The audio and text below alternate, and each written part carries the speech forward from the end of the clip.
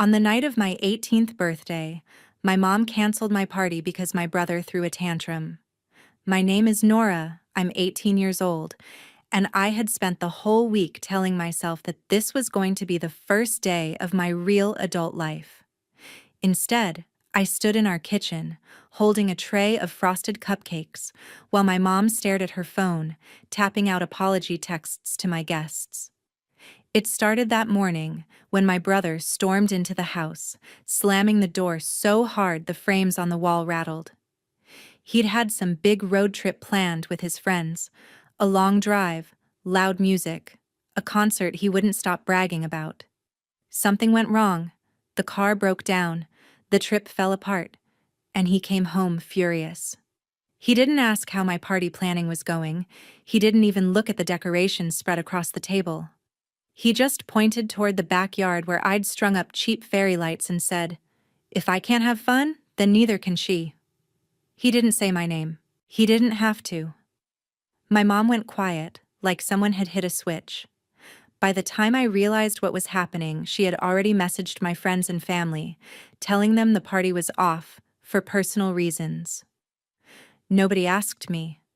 Hours later, the backyard was still set up, the cupcakes were lined up on the counter, and my phone stayed painfully silent. No doorbell, no cars pulling up. Just my dad avoiding eye contact and my mom insisting, "It's better this way, honey, your brother isn't in a good place right now." That was the exact moment something inside me broke. I didn't scream, I didn't throw anything, I didn't even cry in front of them. I went to my room, shut the door, and started packing my things as quietly as I could. If they wanted a life where my brother's mood decided everything, they could have it. I was done begging to be included. And the crazy part? I didn't have to do anything to get revenge. All I had to do was walk away and watch their perfect family image fall apart without me. Before you decide I overreacted, stay with me until the end, because what happened after that night turned one ruined birthday into the kind of karma my brother never saw coming. I was halfway through shoving my old camera into the bottom of my backpack when my mom yelled up the stairs for me to come down. Her voice had that sharp edge that meant this was not a request. I walked into the kitchen and found all three of them waiting like some kind of messed up intervention. My mom, Karen, stood with her arms crossed. My dad, Mike, leaned against the counter pretending to be calm, and my brother sat at the table like a miserable king on a throne, still sulking like the universe owed him a refund. That was the first time anyone actually tried to explain why my birthday had been erased. My mom looked at me like I was the one causing the drama. She started talking about how my brother, Ethan, had just gone through a horrible day, how his road trip to the concert fell apart when the car broke down, how he had to get towed back, how he was exhausted and stressed from working full-time at my dad's coffee shop already. My dad nodded along to every word like she was reading from a script they had rehearsed together. I asked one simple question, "And that is why you canceled my 18th birthday without even telling me?" My mom sighed like I was being overdramatic. She told me she had messaged everyone saying I was sick, that I had a fever and could not host the party, that it was for the best for everyone. "You will have plenty of other birthdays," she said. "Your brother only has this week to bounce back from what happened. You need to think about the family." I just stared at her. In that second, every time "think about the family" had really meant "think about Ethan" came rushing back. Movie nights where I sat on the floor or took the broken chair because Ethan's back hurts. Road trips where the playlist was always his, and if I suggested a song, it turned into a joke about my terrible taste while my parents laughed along. Last year, he got a brand new laptop for work. And I got his old slow one with the line, "His is still perfectly fine, you do not need anything fancy." All of that stacked up in my head and landed right there in that kitchen. I asked, my voice shaking but clear, "So, in 18 years, has there ever been a day that was actually about me?" Ethan snorted and leaned back in his chair like this was the best entertainment he had had all week. Oh my God, Nora, you are seriously making this about you right now, he said. I just lost my entire trip. My week is ruined. Work is killing me. And you are whining about cupcakes. You do not see how selfish that is? You just have to accept that this week is not about you. I turned to my dad. What do you think? He would not meet my eyes.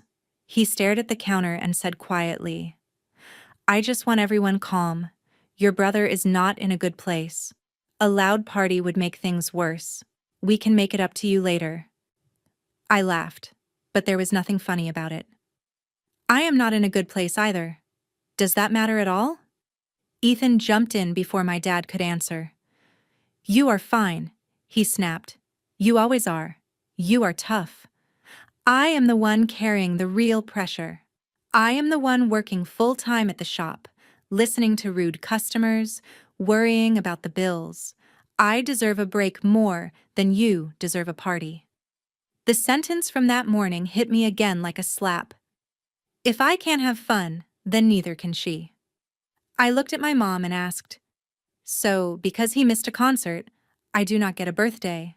Is that really what you are saying? My mom's voice went up a notch. She accused me of not having family empathy. Said Ethan had always been more sensitive, more fragile, that he felt things deeper, and that I had always been stronger and more independent. It sounded like a compliment, but it was really just a neat way of saying, we do not have to worry about you. I pressed her. And, lying to everyone that I am sick, that is empathy too. She shot back instantly. I did not want anyone bothering you, and I did not want anyone bothering your brother. It was an adult decision. You do not understand the bigger picture. The room felt smaller and smaller. Ethan and I started yelling over each other, his voice full of blame. He kept saying I was the reason the family atmosphere was toxic, that if I would just stay quiet and let things go, everything would be fine. I told him this family had never been balanced, that I was done watching all of us orbit around one person. Our voices climbed higher and higher until my mom was yelling at both of us to stop, and my dad was muttering, "Enough," without actually standing up for anyone.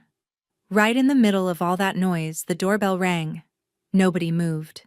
It rang again, and again. Finally, my dad pushed himself off the counter and went to answer it, probably hoping it was a delivery he could hide behind. I heard the door open, then his surprised voice. Lisa, what are you doing here? I stepped out of the kitchen and saw my Aunt Lisa, my mom's older sister, standing on the front step with a suitcase by her side, looking past my dad into the house. From where she stood, she could see everything: the half-decorated backyard, the untouched birthday cupcakes, my red face. My brother slouched at the table like a storm cloud. She did not need anyone to explain. One look at that scene and she knew something was very wrong. And in that instant, I realized this night was not just about a canceled party anymore. It was about to become the night everything started to crack. Aunt Lisa rolled her suitcase through the front door and stopped, taking in the half-hung banner, untouched cupcakes, and fairy lights still glowing in the backyard. My dad stepped aside awkwardly. I was in the hallway, feeling like someone had just opened a curtain on a scene my family never wanted anyone to see. My mom appeared a second later, plastering on a bright, fake smile. Lisa, we didn't know you were coming, she chirped. Lisa raised an eyebrow. I texted you yesterday. And this morning, she said. No reply, so I thought I'd surprise my niece for her 18th birthday. She looked straight at me. Happy birthday, Nora. Supposedly. I opened my mouth, but my mom cut in. She's sick, she announced. Fever, chills. We had to cancel the party. We didn't want to drag you up from Portland for nothing. Lisa's eyes flicked over my jeans and t-shirt, the complete lack of medicine, tissues, or even a blanket. Sick, she repeated. Right. My dad jumped in, rambling about how stressful the week had been, how Ethan's trip fell apart, how everyone was on edge. It sounded like he was shaking excuses out of a box. Lisa lifted a hand. "I didn't ask you," she said and turned fully toward me. "Nora, what actually happened?" No one in my house ever asked me that. Something in me decided this was it. I told her my party had been canceled without anyone asking, that my mom texted everyone saying I was too sick to host, that my brother came home furious about his ruined concert, said, "If I can't have fun, then neither can she." And somehow, that one sentence outweighed my birthday. Then I told her it wasn't just tonight. I told her about movie nights on the floor while Ethan got the best spot for his back, road trips where my songs were a joke, the brand new laptop he got for work, while I got his glitchy old one because you don't need anything fancy, you're strong. My voice shook, but I didn't stop. When I finished, the kitchen went silent. My mom jumped into the quiet. "She's exaggerating," she said. "You know how teenagers are. Ethan's had a hard time. He works full-time at the shop, all that pressure. We just try to support him emotionally. Nora has always been independent. She doesn't need us the same way." From the table, Ethan scoffed. "We're really doing this in front of Aunt Lisa? Over a canceled party?" Lisa's eyes stayed on my parents. "Support him emotionally," she repeated. "Interesting." My dad shifted. "Lisa, that's not fair." "What's not fair," she cut in, "is that for the past 2 years I've been wiring you money every month to keep Mike's coffee shop open. Rent, inventory, extra this month because you said you wanted to do something special for Nora's 18th. And now I walk in and see this." My brain stuttered. "You've been paying for the shop?" I asked. "For 2 years?" Lisa's face softened when she looked at me. "Yeah," she said. "When the pandemic hit and the shop almost went under, your mom called me crying, said she didn't want you and Ethan to lose your home. I believed her. I thought I was helping a family doing their best." Her expression hardened as she turned back to them. "I did not sign up to fund a system where one kid's meltdown matters more than the other kid's milestone." My mom bristled. "You don't understand how sensitive Ethan is," she said. "We have to be careful with him. Nora's strong. She doesn't need that kind of support."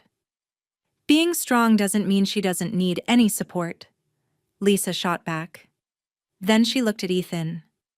"You're 22. You missed a concert. That sucks. It does not justify canceling your sister's 18th birthday and lying to everyone about it." He rolled his eyes. "I didn't ask you for anything. I work there. I'm under pressure. They did what was right for the family. She's the one making a scene." Lisa let out a short, humorless laugh. "No," she said. "What's right for the family has meant keep Ethan comfortable, hope Nora stays quiet for a long time. I'm done paying for that." She took a breath. "As of right now, I'm cutting off the money. No more monthly deposits. No more emergency transfers. If you want to keep the shop, you figure it out yourselves. I'm not bankrolling you treating Nora like background noise." My mom grabbed her arm. "You can't just cut us off," she said, panic breaking through. "We have bills, the lease, employees. You can't walk away now." "I'm not walking away from the kids," Lisa said evenly. "I'm walking away from being your financial plan. You're adults. Live with your choices." Then she turned back to me, and her voice softened in a way I wasn't used to. "Nora, I can't erase what they've done, but I can give you a way out. If you want, you can come live with me in Portland. I have a spare room. You can finish school. We'll look at colleges. Find you a part-time job that isn't tied to this drama. You deserve a home where your birthday doesn't get canceled because your brother had a bad week." Behind her, my parents started talking over each other, my mom accusing her of stealing me, my dad begging everyone to calm down, Ethan muttering about betrayal, but it all sounded distant, like it was happening in another room. For the first time in my life, There was a door open that they didn't control. This night wasn't just about a ruined party anymore. It had turned into a real choice: stay in a house that revolved around my brother's mood, or walk away and finally see what happened to their perfect family when I stopped holding it together by staying silent. I didn't make a list. I didn't sleep on it. I didn't wait for some perfect timing. If I had, I knew I'd start shrinking everything down the way my parents always did until they canceled my 18th birthday because my brother was upset. Sounded like a silly overreaction. So when Aunt Lisa said I deserved a home where that didn't happen, the words came out before I could second guess them. Okay, I want to go. The whole room stalled. My mom's face twisted like she couldn't decide if she was hurt or furious. You are not going anywhere, she snapped. You're emotional. You are not thinking clearly. We'll throw you a party next weekend. We'll make it up to you. You are not tearing this family apart over one bad decision. My dad raised his hands like a referee. Hey kiddo, let's just calm down, he said. Your aunt is worked up. We can talk tomorrow. You don't just move to another state because of an argument. Lisa didn't flinch. She's thinking more clearly than either of you, she said. And she's 18. She gets to choose. My mom turned on her. You're trying to steal my daughter, she said, voice shaking. You show up from your perfect Portland life and judge us, and now you're dangling money and freedom in front of her like some bribe. This is what you always do: swoop in and play the hero. If I were bribing her, I'd have brought a cake and not let you cancel her birthday, Lisa said. Then she looked at me. Grab what you need. Clothes, school stuff, anything important. We can figure the rest out later. You don't owe anyone here a performance first. Upstairs, my room felt smaller than it had that morning. The outfit I'd planned for my party was still laid out on the bed. The balloons sagged in the corner. The string lights glowed around the mirror like they belonged to someone else's life. I stuffed jeans, hoodies, a few shirts, my notebooks, the old camera, a couple of books into a backpack and duffel bag. Every time I tossed something in, it felt like I was saying, "This is mine. This comes with me. You don't get to decide." Downstairs, the argument kept rolling. My mom accusing Lisa of turning me against my family, my dad asking her to give them more time, Ethan muttering about drama and betrayal. Not one of them yelled up the stairs to ask what I actually wanted. When I came down with my bags, my mom's eyes were wet, but I couldn't tell if she was crying for me or for the safety net collapsing under her. If you walk out that door with her, she said, don't expect us to be waiting when you decide to come back. We're not going to chase you while you run off to play the victim. A few months earlier, that would have gutted me. Now it just sounded like another rule I was done following. Okay, I said. Then don't expect me to keep pretending this is normal. My dad didn't hug me. He just stood there, empty-handed. Ethan stared at his phone and muttered, "Unbelievable," like I'd stolen his spotlight instead of my own future. Lisa pressed her hand lightly against my back and guided me out. The door closing behind us sounded a lot like a line being drawn. The drive to Portland felt unreal. Seattle blurred past, then the freeway, then long stretches of road and trees. At first I questioned everything. Was I overreacting? Was there some way I could have stayed and made it work? Lisa let the silence breathe. Eventually she said, "You know this isn't your fault, right?" Like it was a fact, not an argument. No one in my house had ever said that without following it with a but. She didn't. She just let it sit there.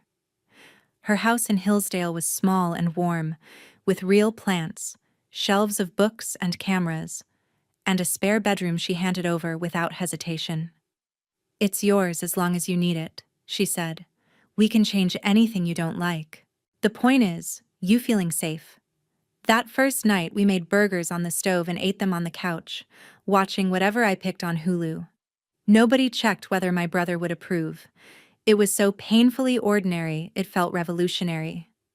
Over the next days, my life shifted from reacting to planning. Lisa sat with me at the table, laptop open, and walked me through college options, scholarships, part-time jobs that weren't tied to my dad's shop. Whenever I said, "I don't think I'm good enough for that," she'd ask, "Who told you that? You or them?" It was uncomfortable seeing how many limits in my head sounded suspiciously like my parents'.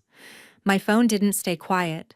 At first, my mom sent long texts that started with, "I'm sorry you felt hurt," and slid into paragraphs about stress, Ethan's emotional state, how hard parenting was. She swore she loved me, equally, said they only canceled because he was on the edge. My dad messaged shorter things. "Hope you're settling in. We miss you," never once mentioning the lie about me being sick. For a while, I replied politely. Then the tone shifted. My mom started bringing up the shop, how Lisa cutting them off was devastating, how fragile things were. She hinted that if I just talked to Lisa, explained that they'd been overwhelmed, maybe she would reconsider. "She listens to you," my mom wrote. "You're reasonable." Reasonable didn't mean they wanted me. It meant they wanted me to fix this for them, like I fixed everything else. One night, after another message about how they couldn't survive without Lisa's help, I set the phone down. "They don't miss me," I said. "They miss what I can get them." Lisa didn't sugarcoat it. She told me about the call when my mom had lost her grocery store job, about how she'd framed Ethan as the future, the one who would carry the family once the shop took off. In that story, I realized I'd never really been the main character. I'd been the backup plan, the strong one they assumed would survive being overlooked. The next time my mom video called, showing me every corner of the house like a guilt tour and ending with, "If you just talk to your aunt, maybe she'll help us again," I finally asked, "If I came back, would it be because you want me there? Or because you want her money back?" She hesitated just long enough to answer without words. That hesitation was what stuck with me later, when I started to understand that I had one thing left they still wanted to control. Whether I stayed gone or came back and put myself back in the role they'd picked for me. And that realization was what pushed me toward the ultimatum I was about to give them, the one that would finally force them to choose out loud who mattered more. At some point, the calls and texts from my parents stopped feeling like conversations and started feeling like spam. Every message had the same three ingredients: a half apology, a full paragraph about how fragile Ethan was, and a line about how the coffee shop was barely hanging on since Lisa cut them off. One night, after rereading another wall of text about how much pressure Ethan was under, I got tired of wondering where I ranked in their priorities and decided to find out. I typed, "If you really want me to even think about coming back, then Ethan needs to move out. He's 22. He can live on his own. I will only consider coming home if he leaves." Even to me, it sounded harsh, but I wasn't actually negotiating. I was testing them. I hit send before I could talk myself out of it. The typing bubble appeared, then vanished. Then nothing. No answer that night. None the next day. For the first time since I left, my phone was completely quiet. Meanwhile, my life in Portland kept expanding in small, real ways. Lisa helped me get a part-time job at a little independent bookstore with crooked shelves and a temperamental register. I stocked shelves, recommended books, and went home smelling like paper and dust instead of burnt espresso and stress. That's where I met Jake, a tall engineering student who came in looking for a textbook and stayed to talk about everything else. When I told him I'd moved from Seattle because my family was complicated, he didn't push. He just nodded like he got it and asked if I wanted coffee after my shift. A few weeks later, we were doing homework together at the public library, and for once my world felt like it was orbiting something other than my brother's mood. One gray afternoon, we walked out of the library laughing about one of his professors, and the hair on the back of my neck stood up. I looked across the street and saw a dark car parked near the corner. Leaning against it, hood up, hands in his pockets, staring straight at me, was Ethan. For a second, my brain refused to accept it. Ethan belonged in Seattle, in our kitchen, behind my dad's counter, not on a random Portland sidewalk. But then he pushed off the car and stepped into the crosswalk, ignoring the light and the honking cars. "Nora," he called. Jake's hand tightened on his backpack strap. "You know him?" he asked quietly. "Yeah," I said. "That's my brother." Ethan stopped a few feet away, gave Jake a quick, dismissive glance, then focused on me. Up close, he looked rougher, exhausted and wired at the same time. "We need to talk," he said. "Alone." My stomach dropped. "What are you doing here?" I asked. "How did you even find me?" He rolled his eyes. "Mom gave me your address," he said. "And your schedule. She said you're working at some dusty little bookstore and hiding in this library every day. They're worried. They don't get why you're doing this. So I told them I'd come down and try to talk some sense into you, since you won't listen to them." Of course they had sent him. When guilt texts didn't work, send the golden child in person. I took a breath. "If you've got something to say, you can say it right here," I said. "I'm not going anywhere alone with you." Jake stayed beside me, solid without being in front of me. Ethan laughed without humor. "Fine," he said. "They told me about your little ultimatum. You said you'll only come home if I move out. Do you have any idea how insane that is? You're trying to blow up the family because you didn't get a birthday party." Hearing him shrink my entire childhood into a birthday party made something in me go cold. "I'm not blowing anything up," I said. "I gave them one chance to put me first. Just once." "So what did they decide?" His jaw tightened. "They decided not to throw their son out on the street to feed your ego," he said. "They're not kicking me out so you can feel special. They picked their sanity." It hurt, even though it was exactly the answer I expected. It hurt because he said it like it was obvious, like there had never actually been a question. I held his gaze anyway. "So now what?" I asked. "You came all the way here to tell me they chose you again." He stepped closer, just enough to make my heart rate spike. "No," he said. "I came here so you can stop this and fix what you broke. You're going to come with me, call Mom and Dad, and tell Aunt Lisa you made a mistake. This whole thing ends when you stop pretending you're the victim." My wrist started to tingle even before he reached for it. And in that split second, I knew whatever happened next was going to cross a line none of us could pretend didn't exist anymore. The second his fingers closed around my wrist, everything else blurred. His grip was hard enough that I knew I'd see marks later. "You're coming with me," Ethan hissed. "We're going to call Mom and Dad, and you're going to fix what you did." I yanked back, but he tightened his hold. "Let go of me," I said, louder than I meant to. People on the sidewalk looked over. Before Ethan could drag me a single step, Jake stepped forward and pried his hand off my arm with this steady, controlled strength I'd never seen used in my defense before. "She said let go," Jake said, voice low. "Touch her again and I'm calling the police." Ethan jerked back like he'd been shocked. For a second he just stared at Jake, then at me, like he couldn't believe anyone was telling him no. Then the disbelief twisted into rage. "Wow," he snapped. "You're actually going to call the cops on your own brother because he tried to talk some sense into you. You are so far gone, it's insane. This isn't you, Nora. Lisa and this guy."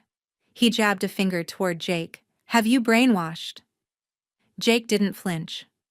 "This is her," he said. "You just don't like that she finally has backup." My wrist throbbed. My heart was racing, but the fear felt different now. Sharper, clearer. "You crossed a line," I said. "You don't get to put your hands on me, not anymore." Ethan scoffed. "Oh, please. Stop acting like some abuse victim. You're hurting everyone. Mom's devastated, Dad's humiliated. The shop is hanging by a thread, and you're out here playing the wounded princess. You're the one doing the damage." A few months earlier, those words would have swallowed me whole. I would have cried, apologized, begged to fix it. Now, with my wrist still burning and Jake standing beside me, it just sounded like what it was. Panic from someone who'd finally been told no. "I didn't break anything," I said. "I just stopped covering the cracks for you." His laugh was harsh. "You're just jealous," he said. "You always have been. Jealous that Mom and Dad actually need me. I'm the one who matters. Without me, the whole family falls apart." I held his stare. "Then let it," I said. The words hung there between us. His mouth opened like he was going to spit something back, but nothing came out. He took another step toward me anyway, like sheer proximity could drag me back into the old script. Jake shifted. Ready. "We're done," I said. "Do not come to my job. Do not follow me. If you show up again or put your hands on me again, I'm the one calling the police. And I won't hesitate." I turned and started walking toward the bus stop with Jake. Ethan shouted after us about how ungrateful I was, how I was choosing some random guy over my own blood, how I'd regret this, but his voice got smaller with every step. For once, I didn't look back to see how hurt he looked. That night I showed Aunt Lisa the faint red marks on my wrist. She went very still, the way people do right before they explode.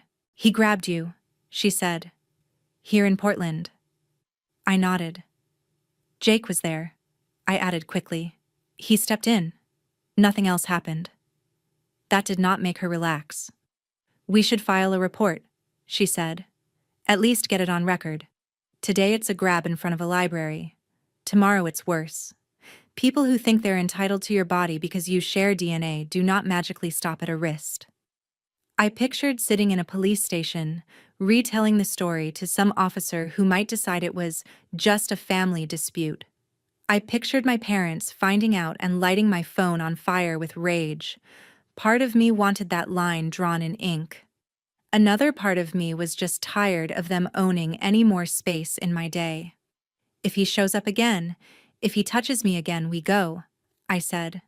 "No discussion. But for now, I think he finally got that I'm serious." Lisa studied my face for a long second, then nodded once.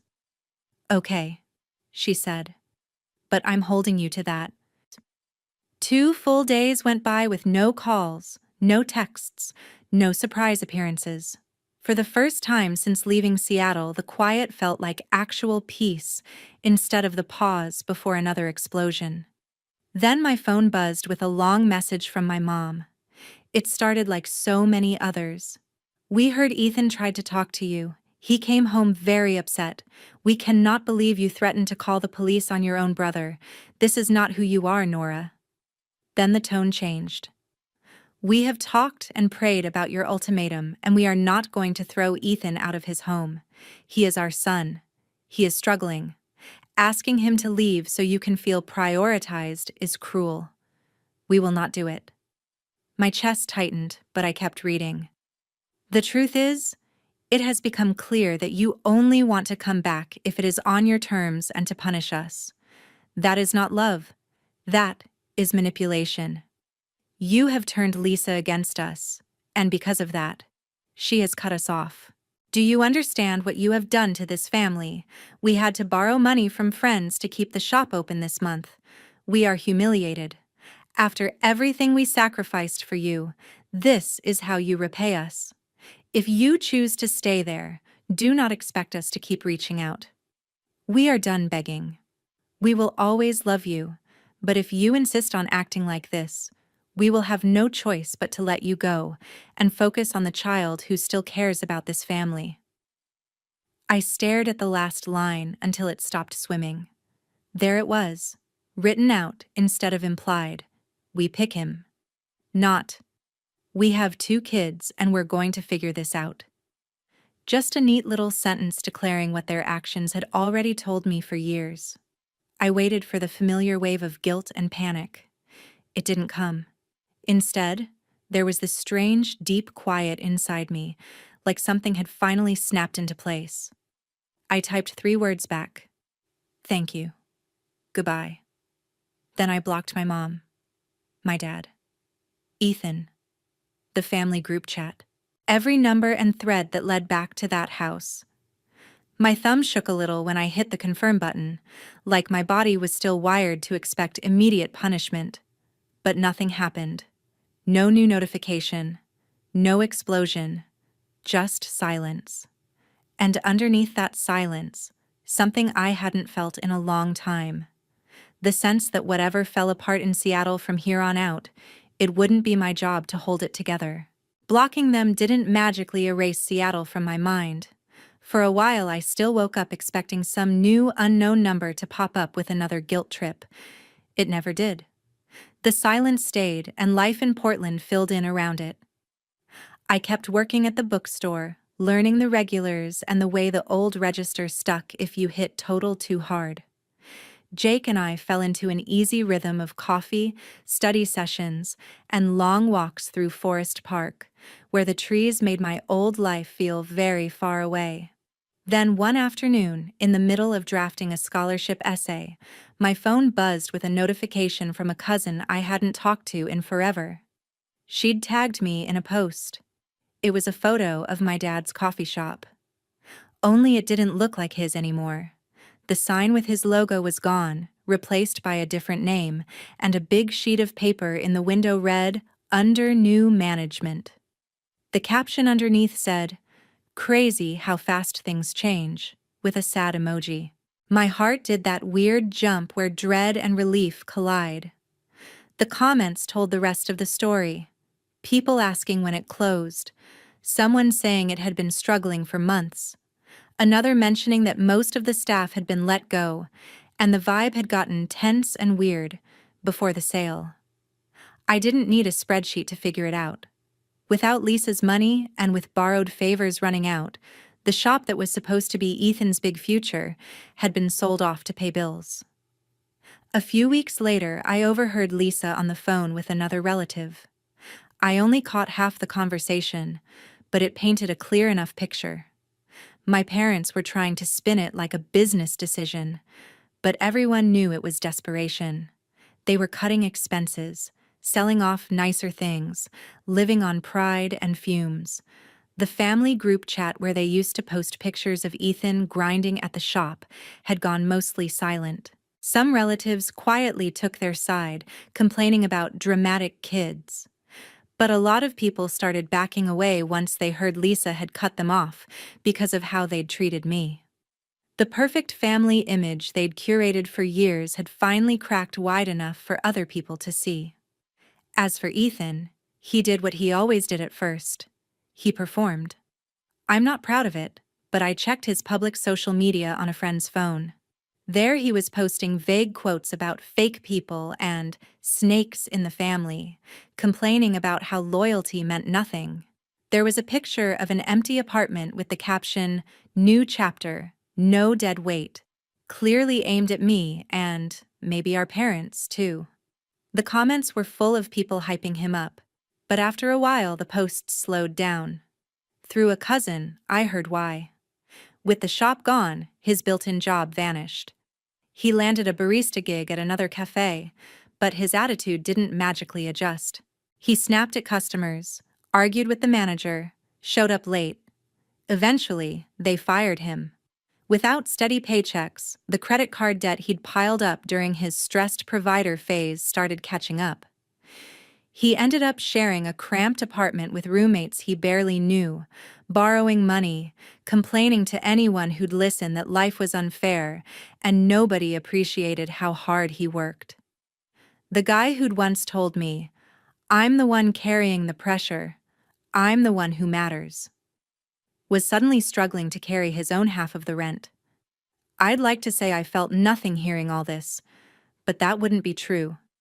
Part of me felt a sharp, ugly satisfaction watching karma do what I never had the power to do directly. Another part of me felt a kind of tired sadness, not for the version of him who grabbed my wrist and tried to drag me back, but for the version that might have existed if our parents hadn't turned him into the center of the universe and me into the built-in sacrifice. Meanwhile, my life kept moving in a different direction. I got my acceptance to Portland State with a scholarship.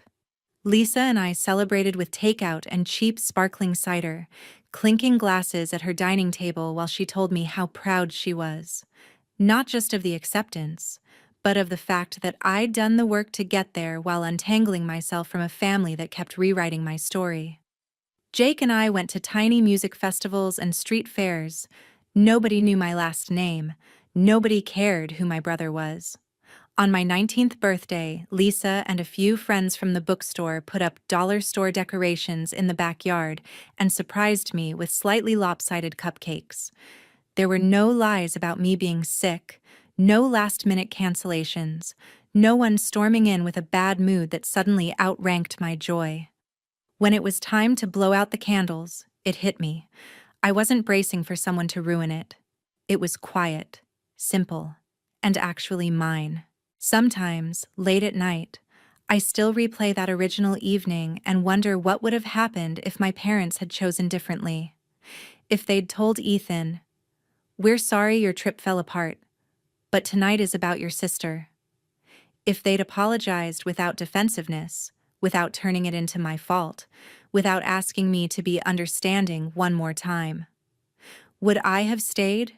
Would we have had a chance to fix things before they broke completely? I don't know. What I do know is this. Love that only exists when you're quiet is not love. A family that only works as long as one person absorbs all the hurt is not healthy. When parents label one child sensitive and the other strong, what they're often really saying is, here's the one we'll protect, and here's the one we'll expect to survive anything. For a long time, I believed choosing myself meant I was selfish, that walking away made me the villain. But watching from a distance as their setup collapsed without me constantly smoothing things over, I finally understood. I didn't break our family. I just stopped hiding the fractures they'd built into it. The moral isn't cut your family off as soon as they mess up. It's this. Pay attention to what they do when you say, "This hurt me." Do they listen, take responsibility, and change?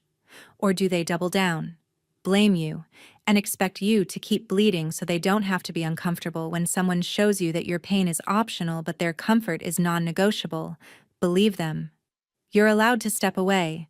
You're allowed to build a life where you're not the scapegoat or the background character. So if you were standing in that kitchen on your 18th birthday, decorations up, guests invited, and your party got canceled because someone else had a bad day, what would you do? Would you stay and keep trying to earn your place? Or would you walk out and trust that your worth isn't something your family gets to vote on? I've made my choice. I'm curious. What do you think yours would be?